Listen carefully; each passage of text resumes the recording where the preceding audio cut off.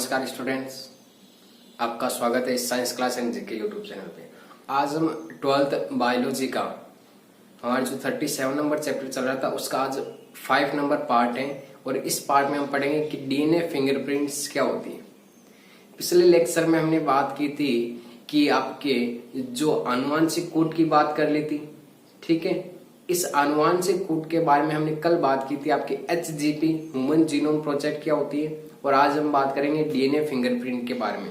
तो ये आपके HGP और डीएनए फिंगरप्रिंट बिल्कुल सेम मिलते जुलते हैं। मेन जो इसका बेसिक है वो सेम। बेसिक क्या सेम है कि डीएनए फिंगरप्रिंट जैसे हिंदी में क्या कहते हैं, डीएनए अंगुली छाप।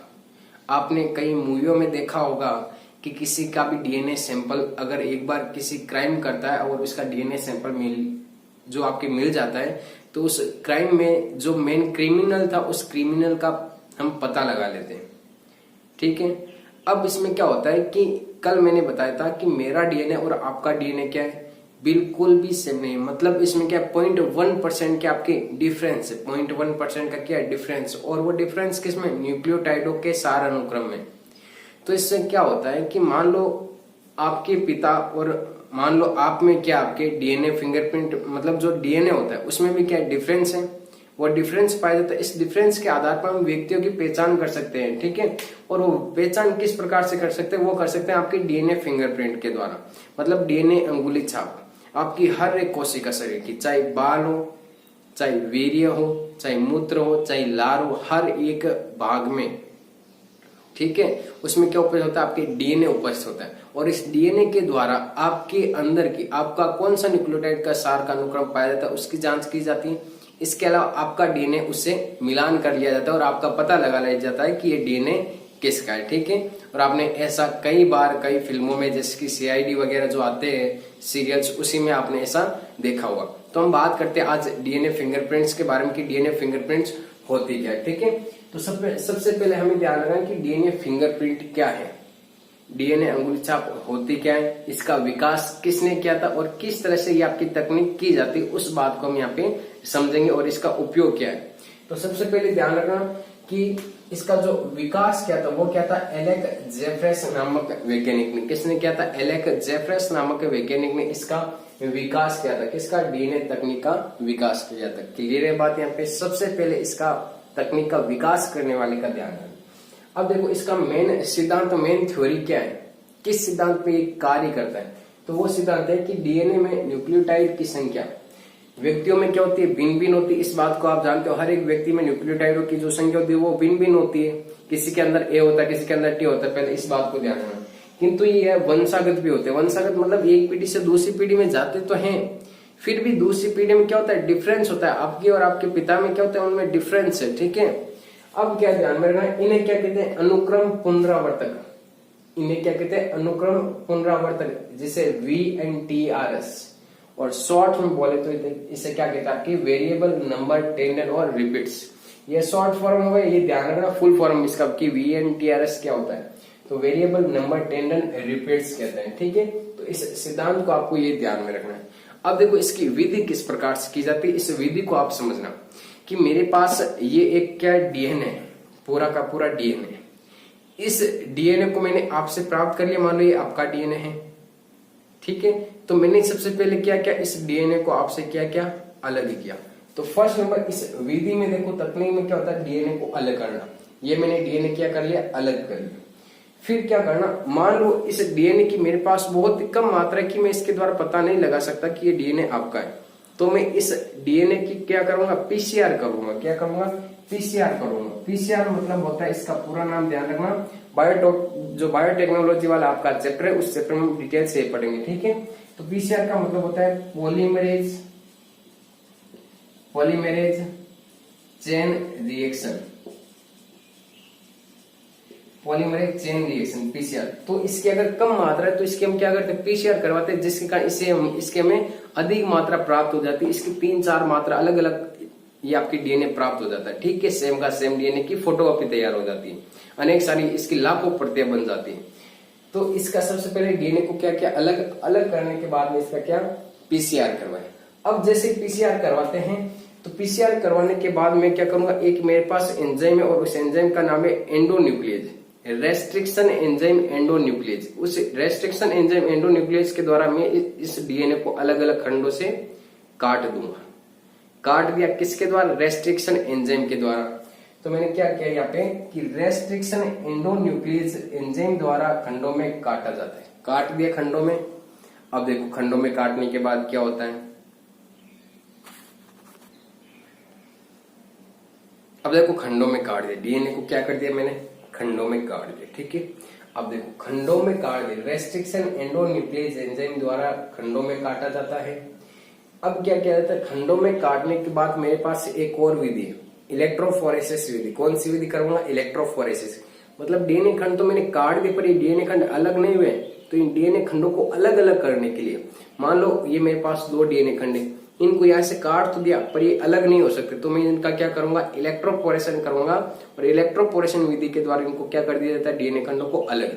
और इस इलेक्ट्रोपोरेशन विधि के बारे में हम जब बायोटेक्नोलॉजी वाले चैप्टर पढ़ेंगे तो उसमें डिटेल से हम बात करेंगे। एक बार यहाँ पे आप समझना कि इसका इलेक्ट्रोपोरेशन करवाया जाता है जिससे कि डीएनए खंड क्या हो जाते हैं? अलग अलग हो जाते हैं। तो यहाँ पे इलेक्ट्रोपोरेशन तकनीक द्वारा अलग करना, तो उन डीएनए खंडों को इलेक्ट्रोपोरेशन विधि के द्वारा क्या किया जाता है? अलग किया जाता है। अब जैसे इनको अलग किया डीएनए खंडों को, तो इनको इथियम ब्रोमाइड से क्या किया जाता है? अभिरंजित किया जाता है। किससे अभिरंजित किया जाता है? इथियम ब्रोमाइड से क्या किया जाता है? अभिरंजित किया जाता है। जो डीएनए खंड मेरे पास अलग हुए हैं, इन डीएनए खंडों पर अब मैं क्या डालूंगा? इथियम ब्रोमाइड से इनको क्या करूंगा?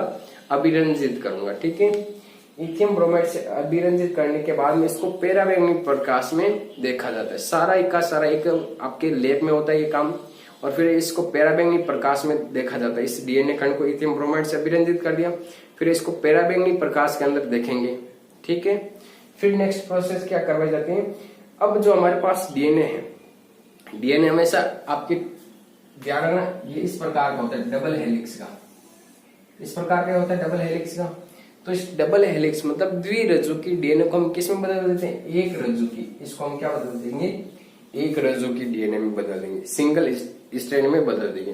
तो सिंगल स्ट्रैंड में बदलते इसमें क्या किया जाता है? आपके इसमें नाइट्रोसेल्यूलोज झिल्ली पर इसको क्या कर दिया जाता है? स्थानांतरित। जो एक रज्जु की हमारे पास डीएनए है, इसको नाइट्रोसेल्यूलोज पर क्या कर दिया जाता है? स्थानांतरित। अब देखना यहाँ पे द्विरज्जु की डीएनए को एक रज्जु की डीएनए में बदलने की जो प्रक्रिया है, उस प्रक्रिया को क्या कहते हैं? डीएनए का विकृतीकरण। डीएनए विकृत हो रहा मतलब 2 अलग अलग भागों में टूट रहा है, तो वो क्या हो जाएगा? डीएनए का विकृतीकरण कहलाता है। क्या कहलाता है? डीएनए का विकृतीकरण। नेक्स्ट प्रोसेस क्या है? जो सिंगल स्ट्रैंड डीएनए उसको नाइट्रोसेल्यूलोज झिल्ली पर क्या किया जाता है?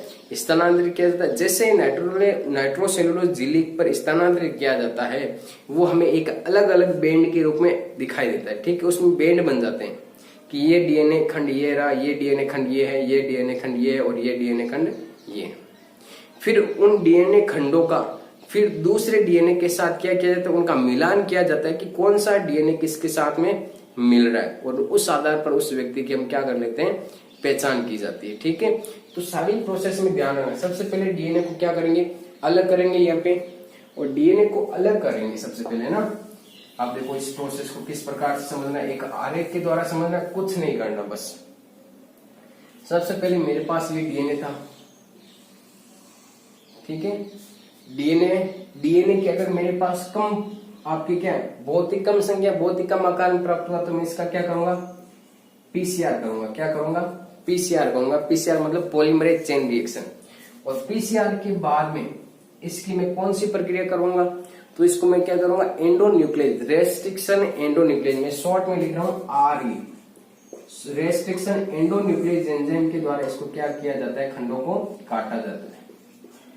रेस्ट्रिक्शन एंडोन्यूक्लियस के द्वारा इसको काट दिया, फिर इलेक्ट्रोपोरेशन विधि द्वारा इनको क्या किया जाता है? अलग किया जाता है। ये लो मैंने यहाँ पे देखो डीएनए खंडों को यहाँ पे काट दिया इनसे। ठीक है, ये लो मैंने डीएनए खंडों को यहाँ पे काट दिया। डीएनए खंडों को काटने के बाद में इनका इलेक्ट्रोपोरेशन करवाया जाता है। क्या करवाया जाता है इनका? अब इलेक्ट्रोपोरेशन। जैसे मैंने इलेक्ट्रोपोरेशन करवाया, ये डीएनए खंड ये एक अलग हो गया, इधर वाला डीएनए खंड ये अलग हो गया, एक डीएनए खंड ये अलग हो गया। तो ये आपके डीएनए खंड क्या हो जाते हैं? इलेक्ट्रोपोरेशन विधि के द्वारा अलग हो जाते हैं। क्लियर है बात यहाँ पे कि इलेक्ट्रोपोरेशन क्या होता है। इलेक्ट्रोपोरेशन विधि के द्वारा डीएनए खंड अगर काट दिए तो इन डीएनए खंडों को अलग किया जाता है। किसके द्वारा? इलेक्ट्रोपोरेशन के द्वारा। अब क्या किया जाता है, जैसे डीएनए खंड अलग हुए हैं उनको इथियम ब्रोमाइड से क्या किया जाता है? अभिरंजित। तो मैं इनके ऊपर क्या डालूंगा? यहाँ पे इथियम ब्रोमाइड डालूंगा। और इथियम ब्रोमाइड के बाद में पराबैंगनी प्रकाश में देखा जाता है। और पराबैंगनी प्रकाश के बाद जो डीएनए द्विरज्जुकी मतलब डबल हेलिक्स होता है इस प्रकार का, तो उसको हम क्या करेंगे? एक हेलिक्स को क्या कर देंगे? अलग कर देंगे। ठीक है, एक हेलिक्स को क्या कर देंगे? अलग। और जैसे एक हेलिक्स को अलग किया तो ये प्रोसेस आपके क्या कहलाती है? डीएनए का विकृतीकरण। मतलब डीएनए का क्या हो गया? डीएनए क्या हो गया? विकृत हो गया, मतलब एक सिंगल स्ट्रैंड रह गया। ठीक है, अब देखो इसके बाद में उसको नाइट्रोसेल्यूलोज झिल्ली पर स्थानांतरित किया जाता है। जो एक रज्जुकी ये मेरे पास डीएनए है इसको किस पे स्थानांतरित करूंगा? आपकी नाइट्रोसेल्यूलोज झिल्ली पर। और फिर आपके अलग अलग बैंड बनते हैं, उनका दूसरे डीएनए के साथ में मिलान कर लिया जाता है। ये आपके प्रोसेस किसकी है? डीएनए फिंगरप्रिंट की। अब देखो यहाँ पे डीएनए फिंगरप्रिंट का उपयोग क्या होता है? उपयोग ध्यान में रखना। ठीक है, उपयोग आपने मूवियों में देखा होगा। इसका उपयोग क्या होता है? तो आप क्या कर सकते हो? आपराधिक मामलों में। किसमें? आपराधिक मामलों में। आपराधिक मामलों में इसकी आपके डीएनए फिंगरप्रिंट का उपयोग किया जाता है। इसके अलावा दो संतानों के बीच अगर दो आपके दंपति उनका झगड़ा हो कि ये संतान उनकी फर्स्ट दंपति की है या उनकी है, तो आपके संतान के मामले में कोई भी विवाद हो, ये आप यहाँ पे लिख सकते हो सामाजिक मुद्दों में। सामाजिक मुद्दों में इनकी जांच की जा सकती है। ठीक है, और क्या उपयोग किया जाता है? वैज्ञानिक अपने शोध के लिए इनका प्रयोग कर सकते हैं। तो जो मेन मुख्य रूप से आपके 3-4 उपयोग आपराधिक मामलों में, सामाजिक मुद्दों में, कोई भी नैतिक मुद्दों में इनका डीएनए फिंगरप्रिंट्स का उपयोग किया जाता है। और कोई भी रोग निदान करना हो कि डीएनए में कौन से सारक युग्म आपका क्या उत्परिवर्तित हो रहा है, कौन सा सारक युग्म प्रदर्शित रोग को आपके रोग को प्रदर्शित कर रहा है, तो वो आपके सारक किसके द्वारा किया जाता है? डीएनए फिंगरप्रिंट के द्वारा।